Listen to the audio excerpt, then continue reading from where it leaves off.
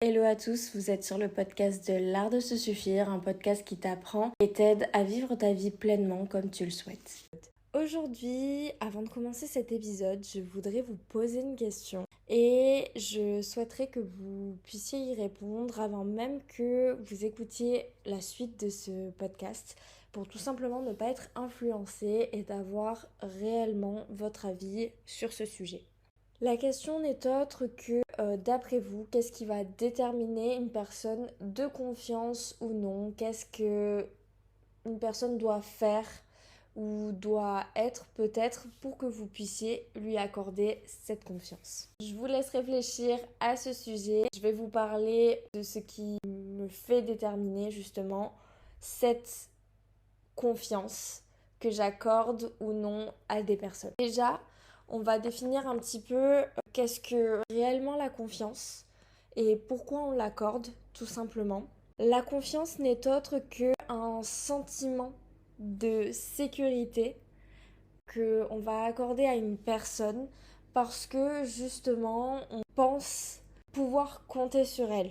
Il y a vraiment cette notion de compter sur une personne, d'être en sécurité parce qu'on est sûr que cette personne nous sera fiable. Et pour moi, la confiance, c'est que elle se détermine avec la parole. Pourquoi la parole alors que on est une grande majorité à dire que les actes vaut bien plus que les paroles, chose que je suis d'accord et je pense que il y a quelques années en arrière, je vous aurais plus dit de regarder les actes que la parole.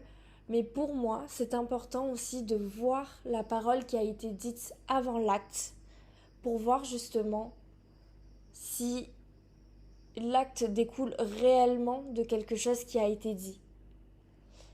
Et si c'est le cas, ça montre que la parole de la personne a de la valeur et que donc c'est une personne potentiellement à qui on peut faire confiance. On parle beaucoup de l'acte, mais au final, la parole, c'est la base, c'est le commencement de tout. Parce que on ne se réveille pas un jour à se dire on va faire un voyage, on va participer à une œuvre caritative ou alors qu'on va tout simplement faire un marathon. Ça part toujours d'une idée et souvent d'une idée qui a été verbalisée. Et donc c'est pour ça que c'est important de regarder qu'est-ce que la personne s'est dit auparavant avant de faire cet acte qu'on valorise. Parce que peut-être que cette personne au final fait quelque chose, mais elle n'a jamais émis le souhait ou en tout cas n'a jamais parlé de ça, donc c'était pas forcément quelque chose de prévu. Donc qu'est-ce qui va dire qu'au final c'est une personne de confiance alors que ce n'était même pas dans ses projets? Ça arrivait par hasard et peut-être que ça tombait bien parce que ça allait dans notre sens, mais au final cette personne n'avait pas du tout l'intention de le faire. Et c'est là toute la problématique. C'est là où on peut se dire, est-ce que réellement l'acte est si important que ça, ou il faut regarder aussi tout ce qu'il a englobé et voir si réellement l'intention y était ou pas. Et l'une des choses qui va faire que la parole est sans doute importante, c'est d'observer si les intentions de la personne allaient dans ce sens-là. Avant de regarder si la personne respecte ses engagements envers vous, peut-être qu'il faudrait regarder est-ce que la personne déjà respecte ses engagements envers elle. Est-ce que cette personne, ça fait des mois et des mois qu'elle dit qu'elle va se reprendre en main,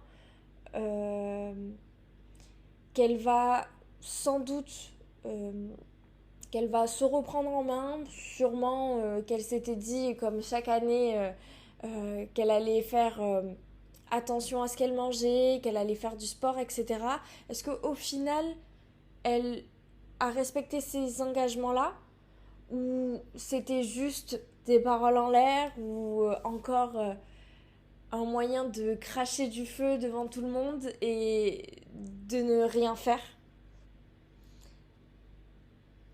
Et pourquoi regarder la parole que la personne... Et pourquoi regarder si la personne respecte sa propre parole, ses propres engagements envers elle-même? Et c'est pour ça aussi d'ailleurs que je trouve que la parole est importante, parce que j'estime que c'est un engagement. Donc pourquoi cet engagement envers elle-même?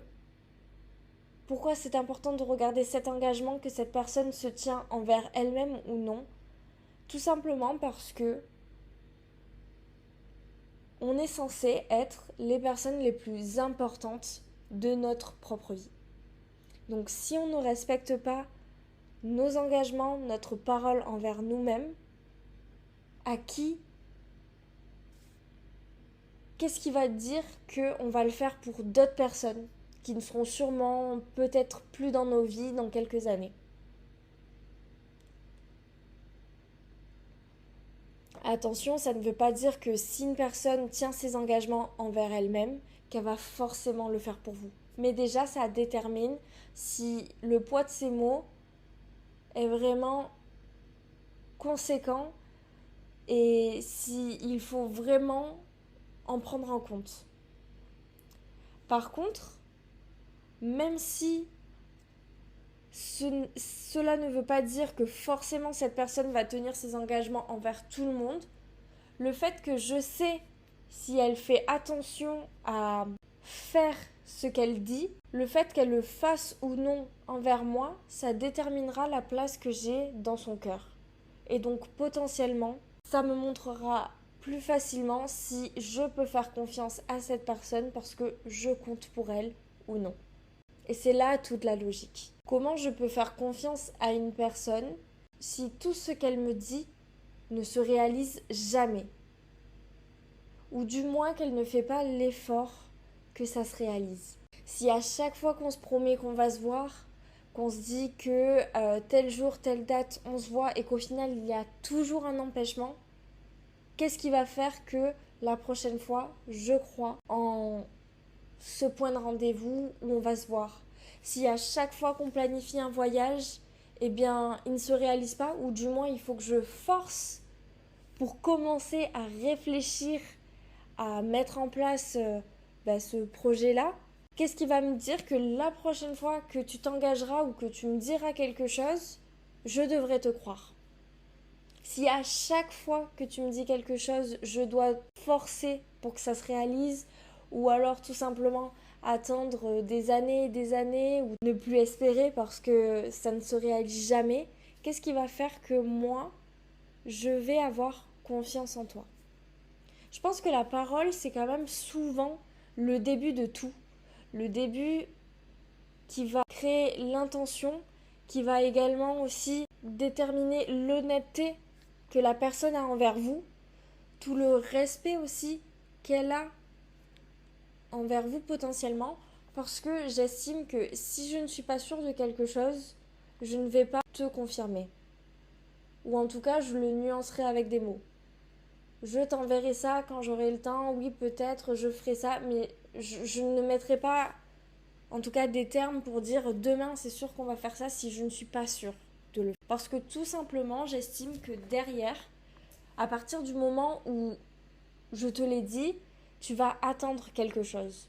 Et si réellement je me préoccupe de toi, je ferai attention à ce que cette chose soit réellement réalisée pour ne pas te décevoir. Je me suis longtemps posé la question si justement je n'en faisais pas trop sur le fait qu'on doit systématiquement réaliser tout ce qu'on dit.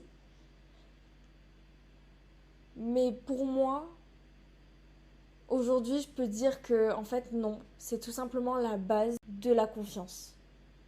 Et si je veux être un maximum une personne de confiance, je dois un maximum essayer de réaliser tout ce que je t'ai dit. Du moins, essayer. Donc, si je devais résumer cet épisode, pour moi, la confiance, c'est le résultat qu'il y a après la parole.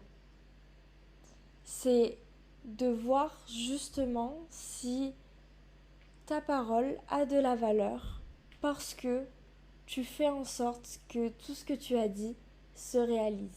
Et c'est ça qui va déterminer que tu es de confiance et que les autres sont de confiance. Que tu n'aies pas à courir derrière pour faire quelque chose que vous vous êtes promis. Donc n'hésitez pas à me dire ce que vous en pensez, si c'est quelque chose que vous avez déjà réfléchi ou si tout simplement ça vous fait écho et que ça vous réveille un petit peu sur certaines choses, sur certaines personnes peut-être de votre entourage. Et n'hésitez vraiment pas à me dire ce que vous en pensez. Je vous laisse sur cette fin d'épisode et je vous dis à la prochaine sur le